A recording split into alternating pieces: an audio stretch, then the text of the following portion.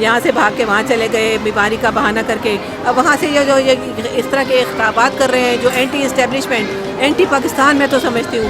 اگر اس طرح کی آپ باتیں کریں گے تو ظاہر ہے عوام بھی آپ سے بلکہ اپنی پارٹی کے لوگ متنفر ہو رہے ہیں. الطاف حسین انہوں نے اس طرح کی باتیں کی, آج وہ بھی اپنے اس کے برعکس میں یہ کہنا چاہوں گی کہ جب گرفتاریاں ہونے لگی ہیں تو انہوں نے احتجاج شروع کیا ہے. ان کے تو ہمیں براہ راست تعلقات انڈیا کے بھی سے ہمیں معلوم ہوئے. کلبھوشن کی جس طرح سے انہوں نے سائڈ لی, 30 سال دوسرے پارٹیوں کو برداشت کیا, اب اس سچے بندے کو بھی تھوڑا سا برداشت کریں. السلام علیکم ناظرین, آپ دیکھ رہے ہیں سیالکوٹ نیوز اور میں ہوں مزمل بٹ. ناظرین میرے ساتھ اس وقت موجود ہیں رکن قومی اسمبلی ڈاکٹر سیمی بخاری صاحبہ. ان سے ہم جانیں گے, ان کا پی ٹی آئی سے تعلق ہے, تو ان سے ہم جانیں گے کہ جو پولیٹیکل حالیہ جو کشیدگی ہے, جو سیاسی صورتحال چل رہی ہے, اس پر بھی ہم ان سے گفتگو کریں گے. اور دوسرا جو خان صاحب نے انتخابات سے پہلے قوم کو وعدے اور خواب دکھائے تھے, کیا اس کی طرف یہ گامزن ہیں یا نہیں ہیں, اس پر ہم ان کے ویوز جاننے کے لیے میرے ساتھ موجود. جی میم, سب سے پہلے تو بہت شکریہ, آپ نے ہمارے لیے وقت نکالا.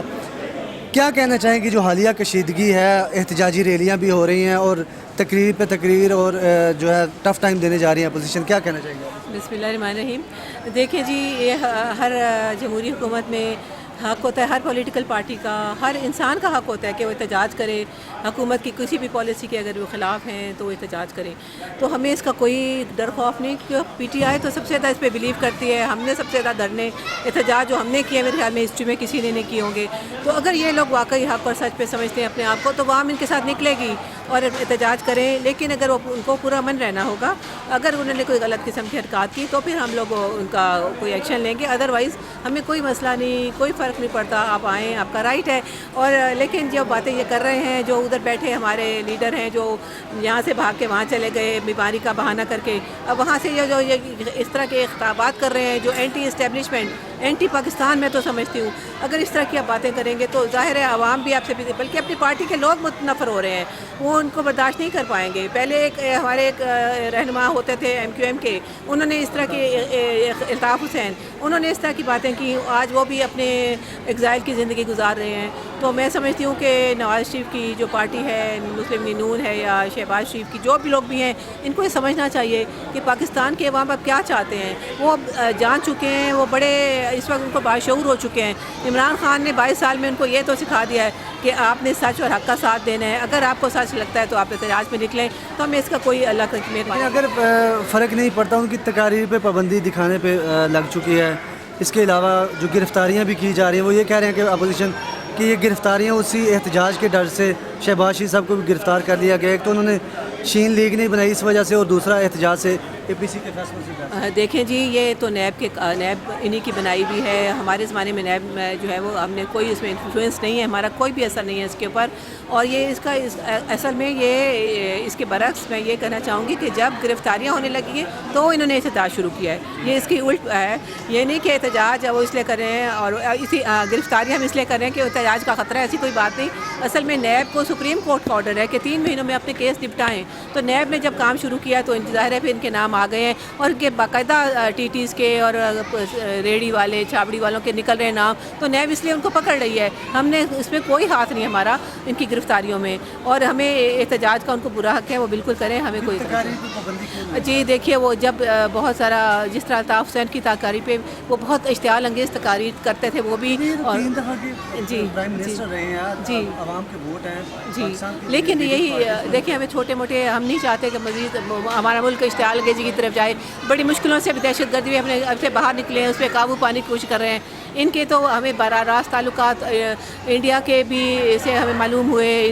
کلبھوشن کی جس طرح سے انہوں نے سائڈ لی, تو ہمیں یہ ڈر ہے کہ کہیں پھر سے, کیونکہ انڈیا کی چینل سے بھی آپ نے سنا ہوگا کہ ان کے فیور میں باتیں ہو رہی ہیں. جب ان کی تقریر سنتے ہیں وہ خوش ہو جاتے ہیں, تو ہمیں لگتا ہے کہ کہیں دہشت گردی کی وبا ہوا پھر سے نہ چل پڑے. تو اس لیے ہم نے ان کی تقاریر پہ فی الحال پابندی لگائی ہے. اگر یہ ایسا ہمیں وعدہ کریں کہ اس طرح کی تقاریر نہیں کریں گے تو آبویسلی ہمیں کوئی اعتراض نہیں ہوگا.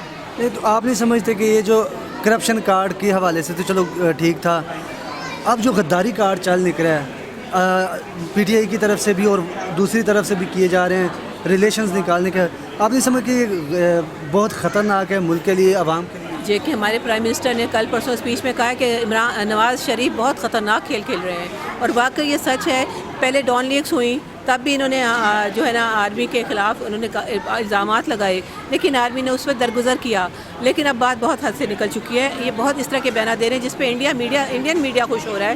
یہ جو لوگوں کو بغیر ویزوں کے اپنے گھر بلاتے ہیں، پاکستان میں مری لے جاتے ہیں ڈائریکٹ اپنے، یہ ان کی اپنی ٹریڈ چلتی ہے، تجارت ہے، اس لیے ان کو اپنی تجارت بچانے کی فکر ہے. ان کو کوئی عوام کی فکر نہیں ہے. عوام کو ہم بار بار سمجھا رہے ہیں خدا کے لیے جاگ جائیں. اگر یہ واقعی آپ کے سنسیئر ہوتے تو ملک اس وقت اتنا زیادہ قرضوں کی تلے نہ ڈوبا ہوتا. جو انہوں نے کام کیے ہیں اس کے نتیجے میں ان کو کیس ہو رہے ہیں. ہمارا اس میں کوئی ہاتھ نہیں.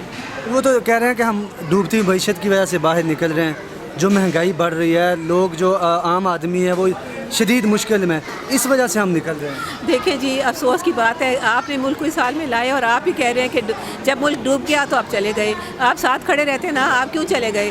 آپ ہی نے اس حال میں پہنچایا. آپ نے 4 کیمپ آفس بنائے سارے، آپ نے سیکیورٹی پولیس اپنے اوپر لگائی، اپنے گھر پہلے کرپشن کر کے پیسے جمع کیے، پھر وہ باہر بھیجے اور اتنے اکاؤنٹ جعلی نکلے اور اتنے گھر، اتنے دنیا کے کون سے کونوں میں انہوں نے اثاثے بنائے، پراپرٹیز نکل آئی ہیں.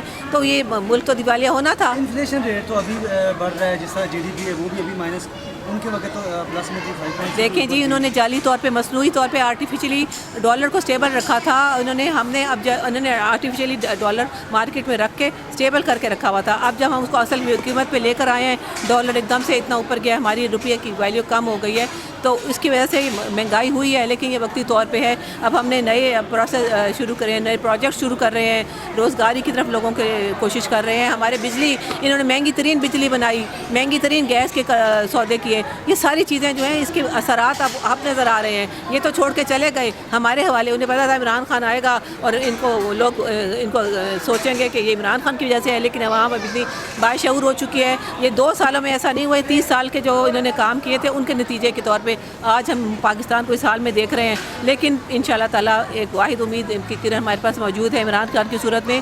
وہ ملک کو ان قرضوں سے بھی نجات دلائیں گے، ملک کو خوشحالی کی طرف لائیں گے. لیکن عوام کو تھوڑا صبر اور تھوڑا برداشت کرنی ہے. جس طرح کہ عمران خان صاحب کہتے ہیں کہ گھبرانا نہیں ہے، اور یہ قائد اعظم نے بھی فرمایا تھا کہ مسلمان مشکل کے وقت گھبرایا نہیں کرتے. تو ابھی جو انتخابات سے پہلے انہوں نے خواب دکھائے تھے، آپ کو لگتا ہے ان 2 سالوں میں وہ پورے ہونے کی طرف جا رہے ہیں یا آئندہ 3 سالوں میں پورے ہو سکیں گے؟ انشاءاللہ تعالیٰ دیکھیں میں نے آپ کو بتایا کہ جس طرح کی معیشت ہمیں ملی اس حال میں بھی انہوں نے بہت کوشش کی. ہیلتھ کارڈ اس وقت KPK میں پورے عوام کو مل چکے ہیں. اس کے علاوہ پنجاب ہر جگہ پہ آہستہ آہستہ سب کو ملیں گے. صحت کا سہولت مل جائے، تعلیم کی سہولت ملے گی، ہسپتال نئے بن رہے ہیں، یونیورسٹیاں بن رہی ہیں. اس کے علاوہ اور بہت سارے ایسے پروجیکٹس ہیں جو انشاءاللہ تعالیٰ عوام کو آہستہ آہستہ اس کا اثرات ملنا شروع ہوں گے. لیکن تھوڑا وقت لگے گا اور وہ جو خواب تھے وہ ضرور پورے ہوں گے. گھبرانا نہیں ہے. بالکل، ہمیں 5 سال تو دینا. آپ نے 30 سال دوسرے پارٹیوں کو برداشت کیا. اب اس سچے بندے کو بھی تھوڑا سا برداشت کریں. جی بہت